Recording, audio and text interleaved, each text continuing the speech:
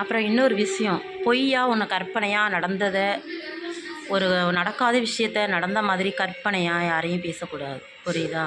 அது ஏன்னா கடவுள் பார்த்தான்னா அப்படியே அதை நடத்திடுவான், பொய்யை உண்மையாக்கிடுவான். எங்கள் அம்மா சொல்லுவாங்க, நீ யாரையும் திட்டாதம்மா, என் பிள்ளை ரெண்டையும் திட்டாத, நீ திட்டினா அப்படியே பழிக்கும் அப்படிம்பாங்க. அது என் புருஷனுக்கும் தெரியும். நிறைய தடவை நான் திட்டியிருக்கேன். நான் திட்டினா அப்படியே நடக்கும், அது உடனே நடக்கும். ரொம்ப நாளெல்லாம் எடுத்துக்காது, நம்ம உடனே நடக்கும். அது மாதிரி நடக்காத ஒன்றை நடந்ததாக கற்பனை சொல்லாதீங்க. பொறாமை, அவங்க நல்லா இருக்காங்க, அவங்க அப்படி இருக்காங்க இப்படி இருக்காங்க அப்படின்னு பொறாமை. பொறாமைப்படக்கூடாது. உழைச்சி ஒவ்வொன்றும் நம்மளும் முன்னேறி காட்டணும்.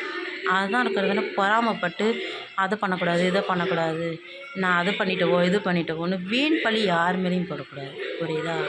எப்போவும் சந்தோஷமாக இருக்கணும், ஹாப்பியாக இருக்கணும். என்னையெல்லாம் யாரும் அடித்தா கூட நான் அடியை வாங்கிட்டு கடவுளேன்னு சொல்லி கையெடுத்து அந்த சூரிய பகவானை பார்த்து கையெடுத்து கும்பிட்டேன்னா அங்கே அப்படியே அப்படி